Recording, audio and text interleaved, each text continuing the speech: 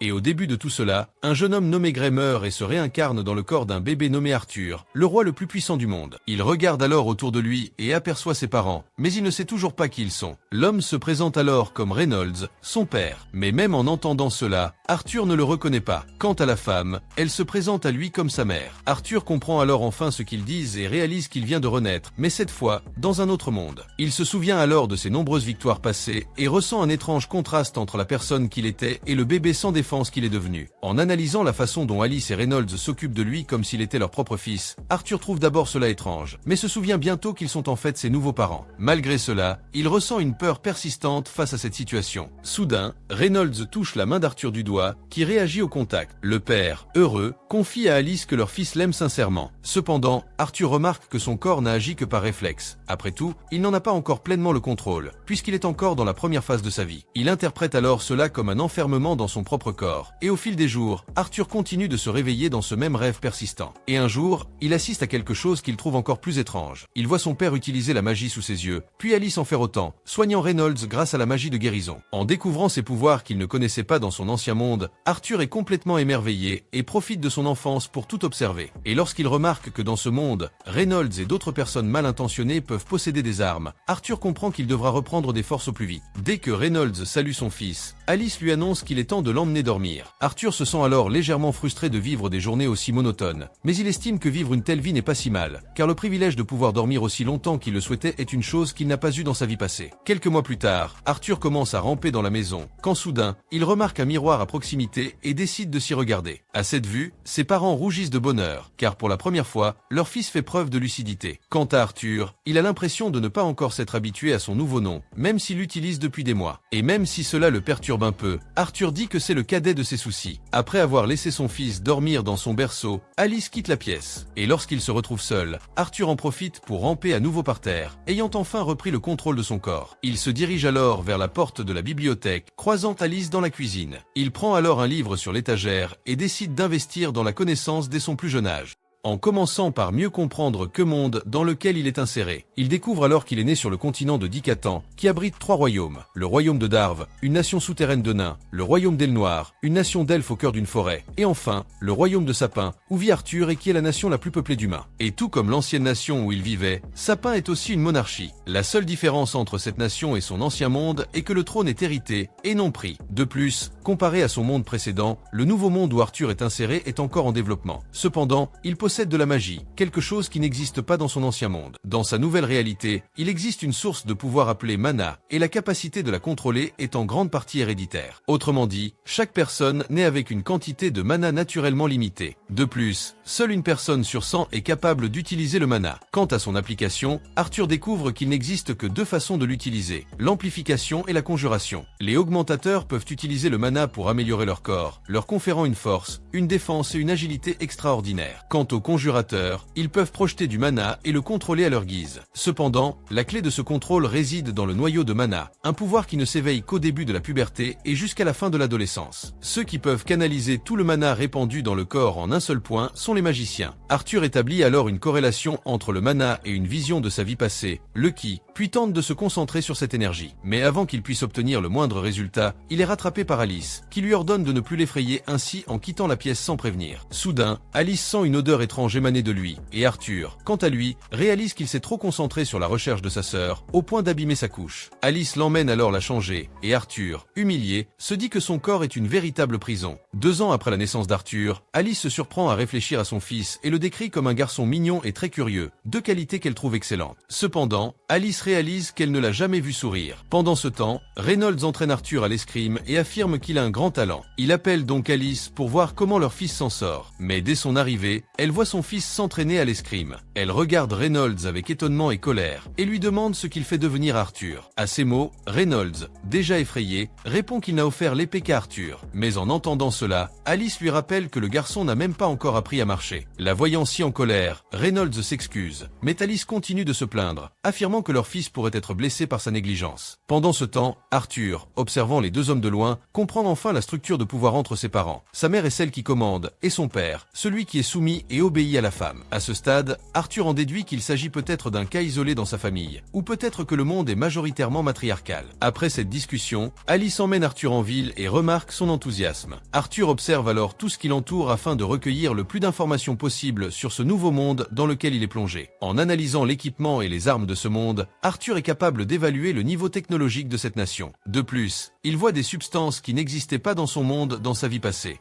En dehors du fait qu'il pouvait être témoin, la magie, personnellement, lui a été très instructive. Arthur réalise alors qu'il a eu les meilleurs parents du monde, car ils répondent à tous ses caprices. Ainsi, même si sa vie est limitée, Arthur la trouve moins désagréable qu'il n'y paraissait au premier abord. Et bien que, dans sa vie passée, il n'ait reçu aucune affection de son ancienne famille, Arthur estime qu'avoir une famille plus chaleureuse ne lui pose aucun problème. Et quant à Alice, elle lui dit que le voir intéressé par la lecture et fasciné par la ville dès son plus jeune âge la rendait très heureuse. Après tout, il a hérité cette curiosité pour les choses qui l'entoureraient, son père. Par conséquent, elle croit qu'il sortira bientôt et verra le monde, tout comme Ray l'a fait, même si elle voulait que son fils vive une vie plus tranquille. Arthur, quant à lui, se sent très chanceux, car il a sous les yeux l'exemple de la personne qu'il souhaite devenir. Il reste cependant près de la fenêtre à regarder Ray faire léviter des rochers grâce à la magie, mais il le fait de manière très inefficace, ce qui déçoit Arthur. Peu après, Alice s'approche de lui et lui annonce que le prochain coup de Ray va le surprendre. Arthur le voit amplifier ses coups et remarque que son père utilise le mana sous forme d'amplificateur. Après être resté un peu plus longtemps près de la fenêtre, Alice décide d'emmener Arthur dormir. Cependant, dès qu'il passe devant une étagère, Arthur pointe la main vers les livres, montrant qu'il ne veut pas dormir maintenant. Pourtant, Alice dit qu'il est temps pour lui de dormir et de ne pas lire. En entendant cela, Arthur commence à la regarder avec l'air d'un bébé suppliant. Et bien qu'Alice refuse d'abord de céder à son chantage, elle finit par céder et le laisse lire au moins un peu. En lisant le livre, Arthur concentre à nouveau son mana en un seul point de son corps, une compétence acquise ces 2 dernières années. Et même si cette tâche lui a demandé un effort considérable, Arthur sent que tout ce qu'il a accompli en vaut la peine. Après avoir concentré le dernier fragment de son mana, Arthur provoque une énorme explosion dans sa maison. À cet instant, Ray remarque l'incendie qui se prépare pour Alice et se jette devant elle pour la sauver. Après cela, tous deux se tournent vers Arthur et entrent dans la maison, cherchant désespérément l'enfant. Alors qu'ils le recherchent, Ray est incrédule face à cette soudaine explosion de mana. Après tout, Arthur n'a que 3 ans, un âge bien trop jeune pour avoir la moindre trace de mana. Soudain, il découvre le garçon flottant grâce à son utilisation du mana. Arthur redescend alors et s'approche de ses parents, lorsque soudain, le toit de la maison s'effondre sur lui, le rendant certain que ce sera sa fin. Mais avant que le plafond ne le touche, Ray le sauve. À cet instant, Arthur se souvient qu'il peut être tranquille face à toute adversité. Après tout, ses parents seront toujours là pour le protéger. Dès qu'elle voit son fils hors de danger, Alice se met à pleurer de soulagement. Arthur, quant à lui, trouve l'attitude d'Alice et de Ray étrange, car être heureux de sauver quelqu'un est une chose qu'il n'a jamais apprise dans son ancien monde. Cela dit, il serre sa mère dans ses bras et, 3 ans plus tard, appelle finalement ses parents, maman et papa, et fond en larmes.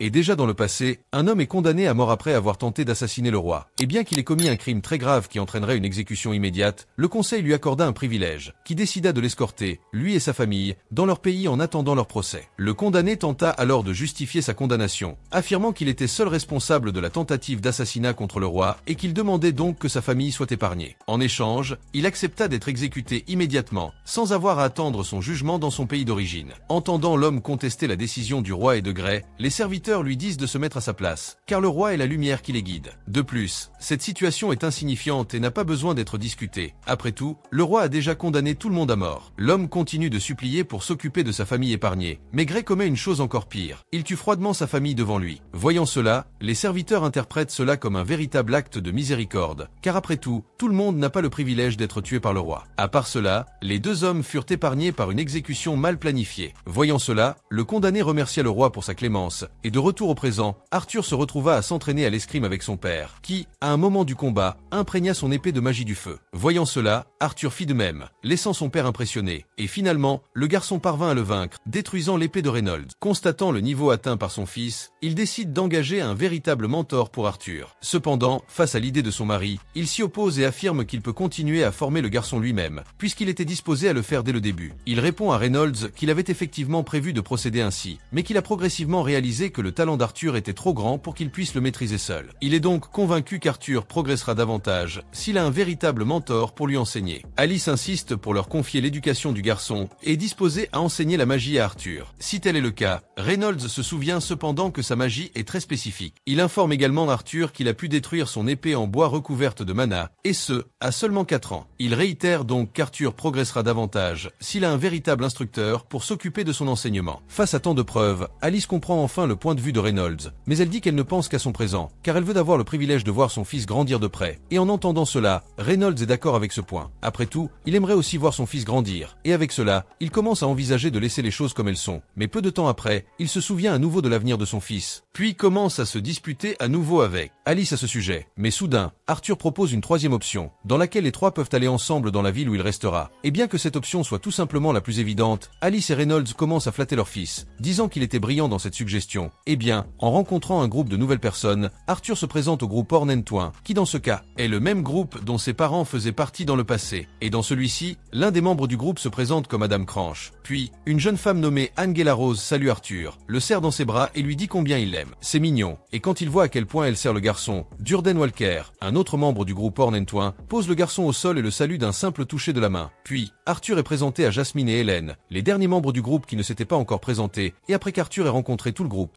ils continuent leur voyage en calèche, et pendant le voyage, Arthur remarque à quel point les moyens de transport de cette époque sont primitifs, car dans son ancien monde, où il régnait en tant que roi le plus important, il avait des moyens de transport beaucoup plus technologiques. Eh bien, continuant le voyage, ils font un arrêt dans la forêt, dans lequel Arthur découvre qu'il se dirige vers une ville appelée Shiro, et soudain, au milieu du repas, ils sont surpris par une meute de loups. Mais le groupe Ornentouin se réunissent et achève l'ennemi avec l'aide de Reynolds, et la nuit vouloir. Pendant qu'ils dînent, Alice remarque le bras blessé de son mari et décide de le guérir rapidement avec sa magie de guérison, et tout en voyant Hélène en action, Arthur explique que sa mère n'est pas n'importe quel type de magicienne, mais un transmetteur avec des pouvoirs de guérison, et comme Hélène est une magicienne très rare et extrêmement précieuse, elle ne peut pas se promener en train de guérir les gens ouvertement, sinon, cela mettrait une cible sur sa tête, et le fait que ses parents vivent à la campagne est en partie à cause de ce pouvoir d'Alice. Après avoir vécu dans un endroit éloigné, il est plus facile de cacher son pouvoir. Et avant d'aller dormir, Adam demande à faire un exercice avec Arthur. Alors les deux se positionnent pour commencer l'entraînement et regardent autour. Arthur remarque que tout le monde semble s'inquiéter pour lui, mais il ne semble pas vouloir intervenir,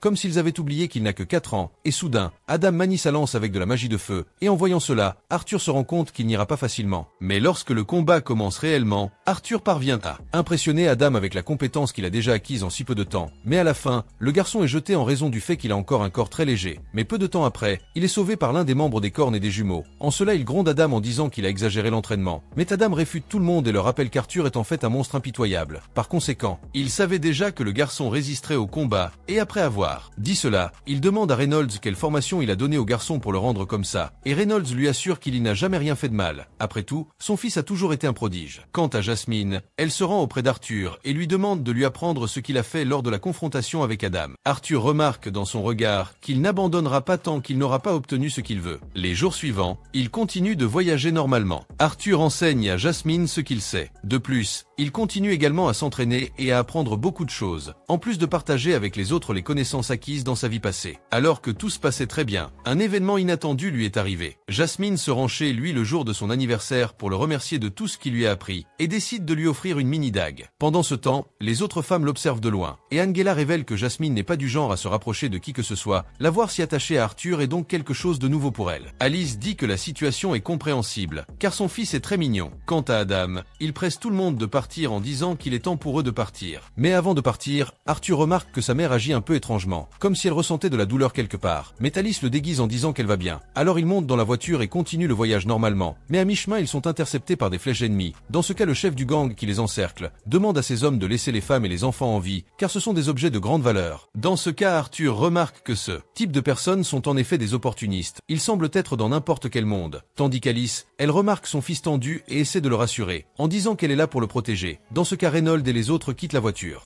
Et une confrontation contre les bandits commence. Et en observant la façon dont le groupe Ornentouin et Reynolds prennent le dessus dans le combat, Arthur remarque qu'ils sont plus habiles, même s'ils sont en désavantage numérique. Et quant aux ennemis, leur seul avantage est justement leur quantité, mais petit à petit les ennemis l'épuisent. Lorsque Reynolds est projeté contre la voiture et entend ce fracas, Alice sort inquiète pour son mari, mais Reynolds lui fait comprendre que la blessure qu'il a reçue n'est pas encore très grave. Et de plus, il lui rappelle que si les ennemis connaissent le pouvoir qu'elle cache, ils seront encore plus excités de l'emmener avec eux. Après avoir dit cela, il ordonne à Arthur d'aller chercher sa mère et de partir au plus vite. Mais le garçon refuse et dit qu'il suffisait de se battre à leur côté. À ce moment-là, Reynolds profite de ce moment pour révéler que la mère d'Arthur attend un autre enfant. Il demande donc au garçon d'utiliser sa force pour protéger sa mère et son petit frère. Et en voyant cela, Arthur se souvient des fois où il a vu sa mère agir étrangement, comme si elle souffrait ou ressentait un certain inconfort, et découvre finalement la raison de tout cela. Puis il décide d'obéir aux ordres de Reynolds, éloignant sa mère de là. Et en voyant cela, l'ennemi essaie de les poursuivre, mais Reynolds l'attaque, l'empêchant d'y arriver à sa famille. Et dans ce deux autres ennemis tentent de courir après Alice et Arthur. Arthur. Mais Tadam et Jasmine les tuent tous les deux avec leurs flèches, et sur le chemin en courant avec sa mère, Arthur se souvient de sa vie passée en tant que Ray et Gray, l'époque où il a pris la vie des membres de la famille d'autres personnes, et maintenant il se retrouve dans la position opposée, où il doit défendre la vie de sa mère pour que d'autres ne la lui prennent pas. Dans ce, il se souvient de cet homme, qui a fait tuer sa famille par lui, et sans que cela lui arrive à cause d'une sorte de karma. Et déjà en suivant le chemin, il est surpris par l'un des ennemis, qui jouait et l'a attaqué avec de la magie. Il parvient rapidement à écarter sa mère du chemin, mais finit par être touché, le faisant tomber dans un abîme. Mais pendant la chute, Arthur parvient à attacher son poignard qui était attaché à une corde à la jambe de l'ennemi, réussissant à le tirer vers la mort avec lui. Et pendant la chute, Arthur comprend enfin pourquoi cet homme l'avait supplié d'épargner la vie de sa famille. Après tout, il était vraiment prêt à se sacrifier seul pour qu'il puisse vivre et rester en vie. Et même avant la chute finale, Arthur se souvient momentanément du frère qu'il était sur le point de gagner, et sent qu'il aurait été bon de rester en vie pour assumer ce rôle de frère aîné. Mais quand il ouvre à nouveau les yeux, Arthur se réveille dans un endroit étrange, quand soudain une créature mystérieuse s'approche de lui et le salue, l'appelant par son nom.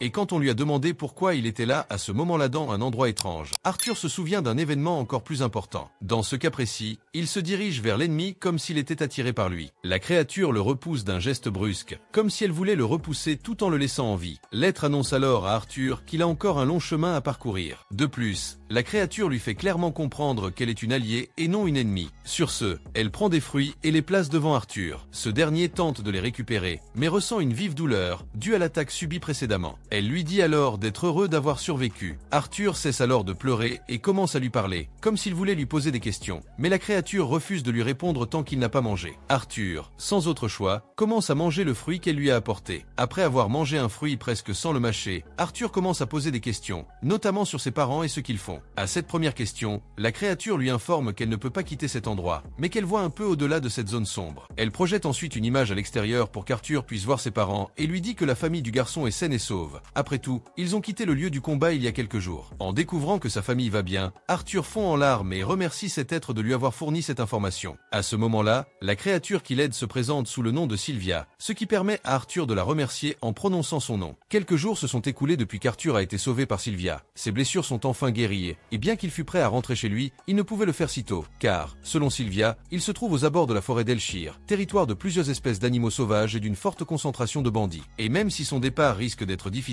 Sylvia prépare un moyen pour qu'Arthur puisse quitter les lieux et retrouver sa famille. Dans ce cas, elle a besoin de plus de temps pour ouvrir une brèche dimensionnelle qui lui permettra de partir et de rentrer directement chez lui sans traverser la dangereuse forêt. En attendant, Arthur ramasse une brindille et commence à s'entraîner à l'escrime. Plus il passe de temps sur place, plus il réalise que Sylvia ne lui a jamais rien dit d'elle, ni si elle se battait contre quelque chose. Et même si son apparence a pu paraître effrayante au début, Arthur s'est peu à peu habitué à Sylvia et a découvert qu'elle avait toujours été une personne vraiment gentille. Après avoir terminé son entraînement d'escrime, Arthur s'assied sur un rocher et commence à concentrer son mana dans son noyau, laissant Sylvia stupéfaite, car elle n'imaginait pas qu'à un si jeune âge, il serait capable de développer un noyau de mana aussi solide. Sylvia commence alors à collecter du mana en utilisant la magie. Arthur est impressionné par cette scène. Cependant, Sylvia lui explique que les gens ont souvent une idée fixe de ce qu'est le mana. Ils pensent donc que collecter et utiliser du mana ne peuvent être effectués que séparément, alors qu'en réalité, de nombreuses espèces sont capables de faire les deux simultanément, comme c'est le cas des monstres appelés bêtes de mana. Après avoir expliqué cela, Sylvia demande si Arthur aimerait apprendre cette compétence, et il répond immédiatement oui. Mais avant d'enseigner, elle lui demande ce qu'il compte faire lorsqu'il acquérera ce pouvoir. Après tout, s'il parvient à maîtriser cette compétence, il sera encore plus fort, et par conséquent, il doit savoir comment utiliser ses pouvoirs correctement.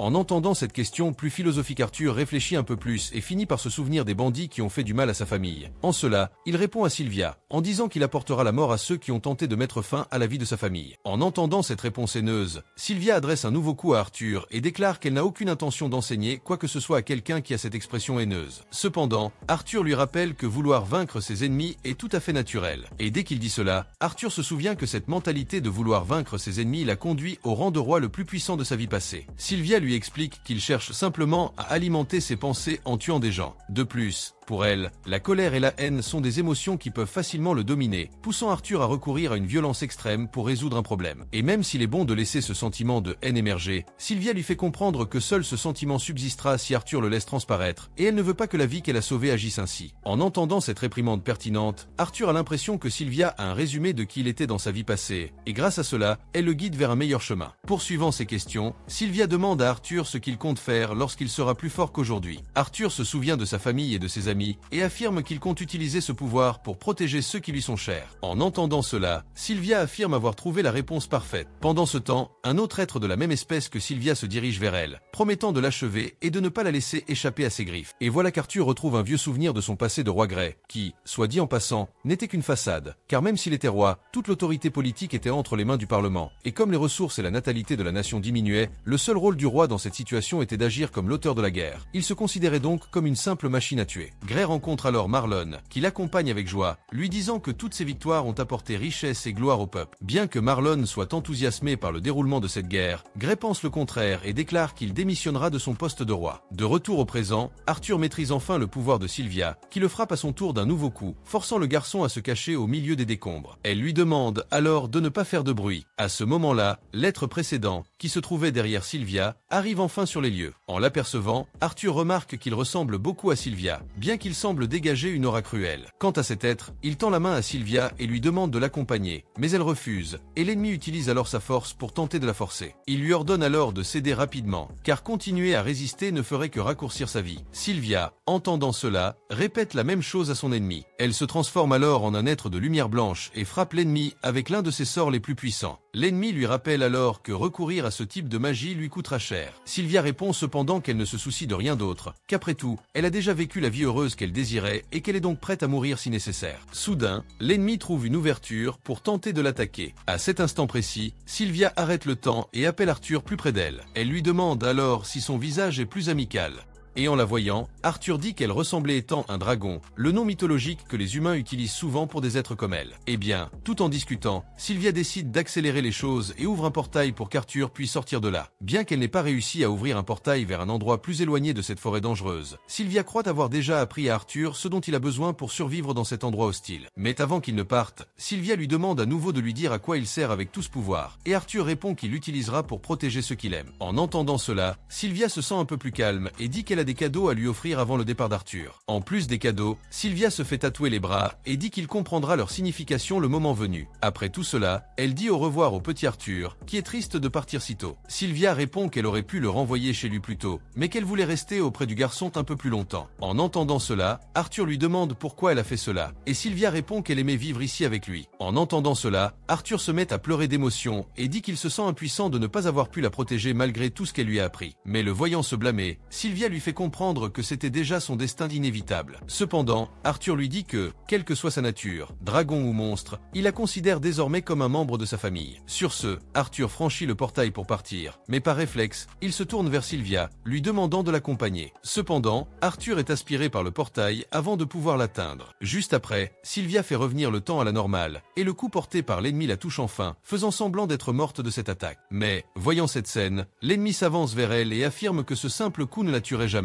Sylvia profite alors de ce moment de distraction pour le tuer d'un éclair de magie. Puis, elle s'adresse une dernière fois à Arthur, lui demandant de transformer progressivement le monde qui l'entoure en un lieu plus heureux. Après tout, elle sait qu'il était le roi le plus fort de sa vie passée. Elle le croit donc capable d'y parvenir et lui demande de ne pas laisser son cœur s'emplir de haine et de colère. Eh bien, Arthur est envoyé dans une zone boisée, et quand il se relève, il regarde rapidement en arrière, comme s'il avait vu un ennemi s'approcher, lui laissant sans beaucoup de temps pour réfléchir. Après tout, quelque chose est proche. Et remarquant qu'il y a du monde autour, Arthur il place la garde et se met à courir vers l'endroit où il a entendu la voix. Il y trouve un groupe de bandits qui capturent un fille-elfe dans la forêt. Et puis, l'un des bandits commente la valeur que l'elfe apportera à leur poche une fois vendu. Et quant à leur patron, le gars dit simplement à tout le monde d'aller de l'avant jusqu'au bout de la forêt. Et pendant ce temps, Arthur reste, de loin observant tout cela. Il se rend compte que ces hommes ont l'intention de vendre la jeune fille comme esclave. Lorsqu'il se souvient que sa famille a été victime de la même situation, Arthur s'emporte, mais se retient en se rappelant que Sylvia lui a demandé de ne pas se laisser consumer par la haine. Il se lance alors à la poursuite du carrosse des bandits dans l'intention de les mener jusqu'au premier campement humain. Arthur peut les dénoncer, mais au milieu du voyage, l'un des hommes suggère de maltraiter l'elfe avant de la vendre, car il estime que ce serait du gaspillage. Le vendre sans en profiter du tout, et quand il se rend compte qu'il n'y a aucune garantie que la fille soit indemne, Arthur commence à se préparer au combat, et dès qu'il voit les loups des bandits si obéissants, Arthur remarque qu'ils semblent être contrôlés par la magie, puis décide d'utiliser les loups des bandits contre eux. Arthur jette des pierres vers le monstre, les obligeant à rester agités. Et en entendant les loups, en hurlant, l'un des bandits commence à leur donner des coups de pied pour tenter de les faire taire et les empêcher d'attirer les monstres de la forêt. Voyant l'homme en position vulnérable, Arthur surgit par surprise et achève le bandit. À ce moment, un autre bandit remarque que son compagnon tarde trop et va voir ce qui se passe. Quand soudain, il est lui aussi surpris par Arthur. À ce moment, un troisième bandit arrive sur les lieux et comme ses amis, il est attaqué par Arthur. Il parvient cependant à s'en sortir vivant et prévient les autres bandits qu'un enfant sorcier les attaque. En entendant cela, le chef du groupe se rend auprès d'Arthur et lui dit qu'il n'a pas l'intention de l'achever, considérant que le garçon est une véritable poule aux œufs d'or. Il propose alors à Arthur de l'accompagner, persuadé qu'il rapportera encore plus d'argent que l'elfe. Arthur résiste, mais reçoit un coup de pied en pleine poitrine. Et après l'avoir laissé allongé sur le sol, le chef tire Arthur par le pied et lui dit de se rendre. Après tout, il n'a pas assez de force pour le vaincre. Cependant, Arthur parvient à utiliser sa magie du feu pour le brûler. À ce moment-là, le gars abandonne d'essayer de l'attraper vivant. Et à la place, il vendra simplement la carcasse d'Arthur à un cinglé qui aime collectionner les corps. Cependant, Arthur parvient à agir plus vite et poignarde le chef à la tête. Ce faisant, il se dirige vers le dernier bandit restant et l'entend implorer son pardon. Arthur lui rappelle alors que l'elfe qu'ils ont kidnappé a également demandé pardon, mais sa requête a été refusée. Cela dit, Arthur achève le dernier bandit et se dirige vers l'elfe pour la libérer. Puis, elle remarque Arthur blessé au bras et s'inquiète pour lui, mais le garçon affirme que ce n'est rien de grave. Dès qu'il dit cela, Arthur réalise que c'est la première fois qu'il entre en contact avec quelqu'un de son âge. Après tout, jusque-là, il n'avait interagi qu'avec ses parents et des aventuriers plus âgés. Et puis, quand il se souvient avoir laissé les cadavres des bandits exposés, Arthur court les cacher et dit qu'il y a des choses que les enfants ne voient pas. Mais en l'entendant parler ainsi, l'elfe lui rappelle qu'il est aussi un enfant, tout comme elle, ce qui gêne Arthur, car elle a raison. Et puis, la fillette demande ce qui est arrivé exactement à ces méchants qui l'ont kidnappé.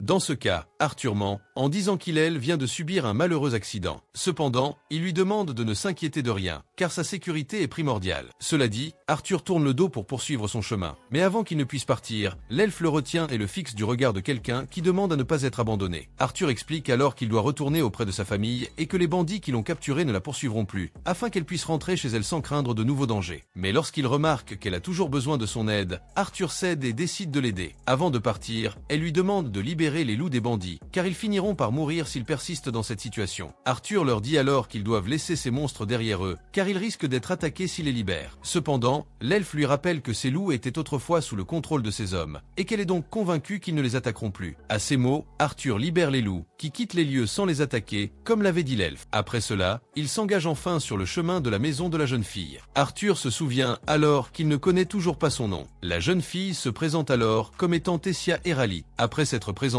Arthur sert à manger à Tessia afin qu'ils puissent poursuivre leur longue marche. Mais dès que la jeune fille sent l'odeur, elle hésite légèrement à manger. Arthur réalise alors que la jeune fille est très différente de lui sur ce point. Après tout, il ne considère la nourriture que comme un moyen de se nourrir pour ne pas mourir. Tessia, quant à elle, mange la viande séchée bouillie d'Arthur, mais se plaint, préférant quelque chose de plus sucré. Cela dit, elle lui demande ce qu'il faisait dans la forêt d'Elshir, et il lui explique qu'il vient d'être séparé de sa famille. Entendant cela, Tessia parle un peu plus de sa famille et d'Elnoir, son lieu d'origine. Dans ce cas, elle passe plus de temps avec ses grands-parents, car les parents de Tessia sont très occupés. Et pendant le voyage, Arthur remarque que l'endroit où vit Tessia semble plus éloigné qu'il ne l'imaginait. Soudain, des insectes lumineux s'approchent d'eux. Arthur s'enquiert de ces choses, et Tessia répond que ces insectes sont très courants à Elnoir. Après tout, les habitants les utilisent généralement pour marquer le chemin. Cela dit, elle place un insecte lumineux dans l'oreille d'Arthur, comme une boucle d'oreille. Peu après, l'insecte s'envole, et ils repartent vers Elnoir. Pendant le voyage, Tessia l'informe qu'elle ira s'entraîner chez son maître dès que sa sœur se réveillera, et elle attend donc avec impatience ce jour. En entendant cette étrange façon d'enseigner, Arthur lui demande si elle ira dans une école. Mais Tessia ne comprend pas ce terme inconnu, et Arthur lui dit simplement d'oublier ce qu'il a dit. À la tombée de la nuit, Arthur installe une tente pour Tessia et promet de rester dehors pour surveiller les lieux. Tessia évoque l'interdiction de son grand-père de coucher avec des garçons, mais elle précise qu'elle gardera le secret. Mais en entendant cela, Arthur dit que ce n'est pas grave. Après tout, il n'a pas encore sommeil. Mais Tessia montre qu'elle a peur d'être seule, et lui demande donc de monter la garde avec elle dans la tente. Elle lui conseille également de l'emmener avec lui au cas où il aurait besoin de quitter la tente pour quelque raison que ce soit.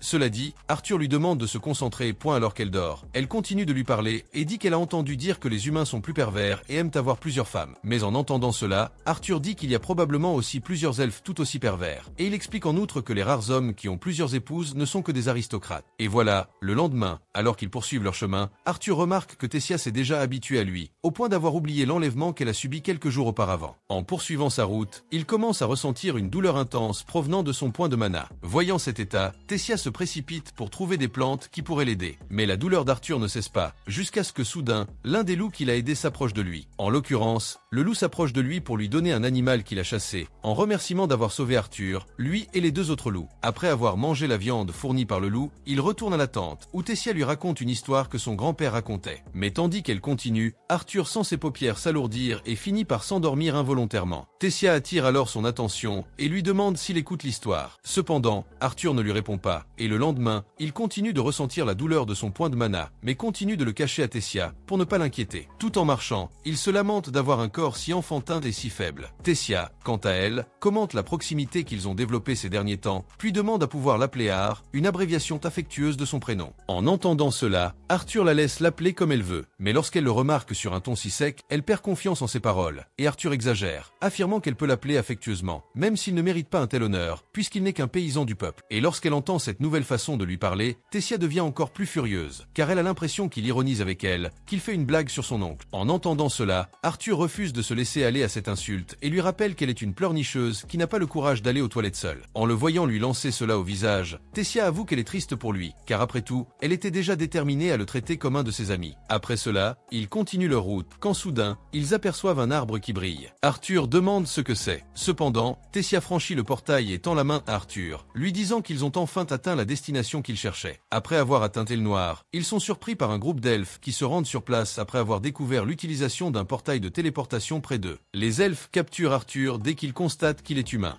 Se retrouvant dans cette situation, Arthur regrette de ne pas avoir réalisé où il se trouvait auparavant. Après tout, il était évident que Tessia l'emmènerait au royaume elfique. Sur ce, les gardes descendent Arthur et se préparent à le tuer. Mais avant qu'il puisse aller plus loin, Tessia ordonne aux hommes d'arrêter. Sur ce, l'un des elfes lui rappelle qu'Arthur est un humain violent et qu'il cause des problèmes aux elfes. Cependant, Tessia lui assure qu'Arthur est différent des autres, étant donné qu'il l'a sauvé. Mais dès qu'il entend cela, l'elfe comprend qu'Arthur a seulement fait semblant de sauver Tessia pour lui faire un lavage de cerveau. Soudain, au milieu de la discussion, le grand-père de Tessia apparaît et demande aux elfes de laisser Arthur tranquille. Après cela, l'homme se présente comme Virion Héralite, l'ancien souverain du royaume d'Elénoir, puis remercie Arthur pour l'aide qu'il a apportée à sa petite fille, la princesse d'Elénoir, Tessia. Lorsqu'il découvre que la jeune fille est en réalité une princesse, Arthur est stupéfait, car après tout, rien chez elle ne lui laissait penser qu'elle pouvait être une personne d'un tel statut. Et voilà qu'au milieu de la conversation, les parents de Tessia débarquent, heureux de voir leur fille en sécurité. Voyant qu'un humain est présent, le père de Tessia lui demande ce qu'il fait là, puis ordonne aux gardes d'arrêter Arthur immédiatement. Mais Virion, apprenant cela, explique qu'il a empêché les gardes d'agir dans cette affaire, car même si Arthur est une créature sauvage, il leur a ramené Tessia. Il estime donc qu'il ne serait pas de bon ton de l'exécuter. En entendant cela, Tessia renforce la requête de son grand-père, ordonnant aux gardes de ne rien faire de mal à l'humain qu'il a sauvé. Elle suggère plutôt qu'Arthur soit accueilli au château avec la plus grande politesse possible. Mais, voyant qu'elle a l'intention d'emmener un humain au château elfique, le père de Tessia s'y oppose d'abord, trouvant cela très étrange. Mais, forcé par Tessia, il finit par céder. La jeune fille tire alors Arthur par le bras et l'emmène au centre d'Elnoir, là où vivent habituellement les elfes. En parcourant les lieux, Arthur observe chaque détail et constate que tout correspond à ce qu'il a lu dans les livres. Il se sent privilégié de voir une civilisation comme celle-ci de ses propres yeux, plutôt que de lire des articles à son sujet. En regardant Tessia, Arthur se souvient d'une expression qu'elle a eue dès sa capture par les gardes, et se demande alors ce que cette expression signifie vraiment. Mais en y repensant, il ressent à nouveau cette étrange douleur, et il ne sait pas non plus ce que cela pourrait être. De retour au château, Tessia est accueillie par ses employés, soulagée de la revoir. Tessia, quant à elle, présente Arthur à tout le monde et le décrit comme son sauveur. Elle demande donc à chacun de lui réserver la meilleure hospitalité possible. Mais, voyant l'inquiétude sur le visage de ses employés, Tessia explique clairement qu'Arthur n'est pas un être humain maléfique comme les autres. Face à son explication peu convaincante, Arthur reste angoissé par la réaction des gens et demande à pouvoir expliquer plus en détail ce qui se passe. Le père de Tessia l'appelle alors dans une pièce pour un entretien privé. Dès qu'il commence à parler, Tessia remarque qu'Arthur est seul debout et lui demande de s'asseoir. La jeune fille décide alors de demander du thé et des gâteaux pour qu'ils puissent discuter plus confortablement. Après avoir satisfait à ses demandes, le père de Tessia reprend la réunion et se présente comme Alduin Héralite, l'actuel roi d'Elanoir, accompagné de Merial Héralite.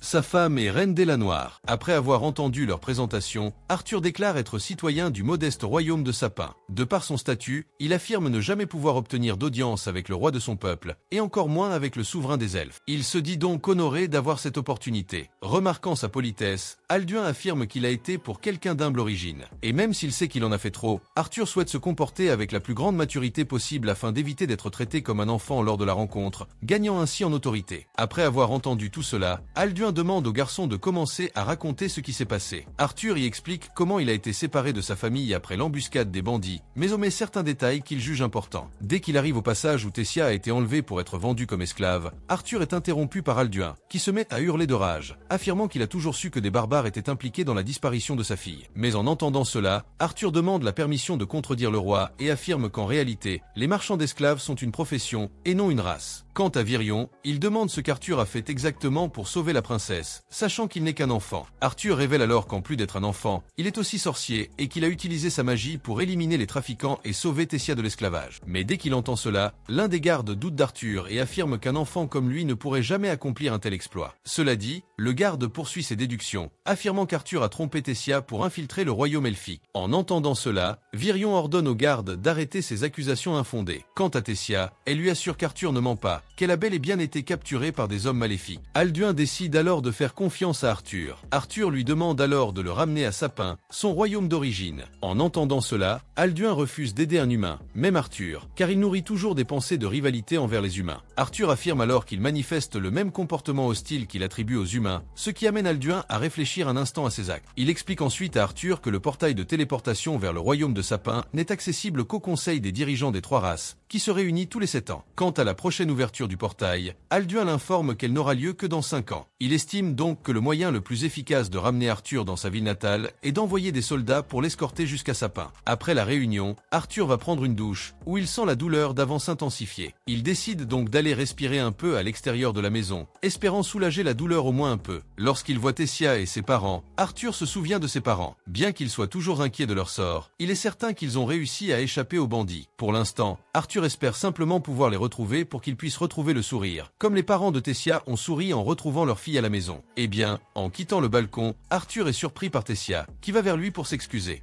pour la manière grossière dont il a été traité un jour. Cependant, Arthur ignore tout ce qu'il a entendu et affirme que cela prouve qu'ils étaient vraiment très inquiets pour elle. Il lui demande donc de continuer à se comporter comme la princesse gâtée qu'elle est, laissant ses parents la gâter. En entendant cela, Tessia se met en colère de le voir jouer avec elle et affirme que dès que ses parents le reverront, ils traiteront Arthur de la même manière qu'elle est traitée par ses parents. Mais en entendant cela, il se demande si ses parents seront vraiment heureux de le revoir. Après tout, ils ont été attaqués à cause de lui, et Arthur estime donc qu'il ne devrait pas pleurer son absence. En l'entendant dire cela, Tessia le corrige et dit que ses parents sont certainement tristes de ne pas pouvoir le voir, car elle aussi est triste de son départ, alors qu'Arthur n'est pas encore parti. Et soudain, au milieu de la conversation, ils sont surpris par ces mouches lumineuses d'autrefois, qui font briller tout l'endroit. Et tandis qu'il regarde au centre de cette lueur, Arthur voit l'image de ses parents, et Tessia, quant à elle, est assise là, admirant les mouches et les fleurs luisantes. À cet instant, Arthur se souvient soudain de l'expression de la jeune fille lorsqu'il a été attrapé par les gardes, et il ne comprend toujours pas exactement pourquoi elle le regardait ainsi. Et quand il réalise qu'il a lutté contre sa propre ombre du passé, Arthur s'excuse auprès de Tessia d'avoir dit qu'il n'aimait pas ces insectes luisants à l'époque, car maintenant, il a complètement changé d'avis et dit qu'il les aime aussi. Soudain, Arthur sent un coup s'approcher de Tessia et la protège. Mais dès qu'il découvre l'auteur de l'attaque, il est choqué de constater qu'il s'agit de Virion, le grand-père de la jeune fille. Arthur se met alors à hurler sur l'homme, lui demandant pourquoi il a tenté de tuer sa propre petite fille. Virion répond que ces insectes de lumière qu'il a lancés dans leur direction ne tueraient personne. Cela dit, Virion remarque que la défense et la réponse d'Arthur à l'attaque ont été instantanées, et il en conclut que le garçon a vraiment dû être capable de lutter contre les marchands d'esclaves. Voyant cela, Tessia dit à son grand-père d'arrêter de s'en prendre à Arthur, et répète qu'il n'est pas le genre d'humain qu'il déteste. Mais voyant que Tessia a tout faux, Virion dit qu'il n'irait jamais là-bas juste pour s'en prendre au garçon. Dans ce cas, il ne cherche qu'à tester sa force au maximum. Après tout, il n'a rencontré personne d'intéressant depuis longtemps. Cela dit, il tend une épée à Arthur et repousse Tessia, la mettant en lieu sûr. Voyant cela, Arthur comprend qu'il le défie en combat et se lance à la poursuite de Virion. Mais même en utilisant son mana pour accélérer, Arthur peine à suivre le rythme de son adversaire, car Virion est bien plus rapide que lui. Soudain, au milieu du combat, Virion détruit l'épée d'Arthur, ne la frappant qu'une seule fois. Se retrouvant sans arme pour poursuivre le combat, Arthur utilise sa magie pour l'attaquer et parvient finalement à porter un coup à Virion, laissant le seigneur surpris, car il n'imaginait pas qu'Arthur puisse le frapper aussi facilement. Sur ce, il décide de commencer le deuxième round du duel. Mais Tessia, entendant cela, attire l'attention de Virion, lui demandant d'arrêter d'être si dur avec le garçon. Cependant, Virion lui répond que s'il y allait doucement, c'est lui qui en pâtirait le plus. Voyant qu'il le surestime autant, Arthur le remercie pour le compliment. Quant à Virion, il l'invite à devenir son apprenti. Mais dès qu'il entend cela, le garçon tombe à terre, souffrant de la même douleur qu'auparavant. Virion remarque alors qu'Arthur a hérité de la volonté bestiale, et affirme que le seul moyen de le sauver de la mort probable que cette condition lui apportera est de devenir son apprenti.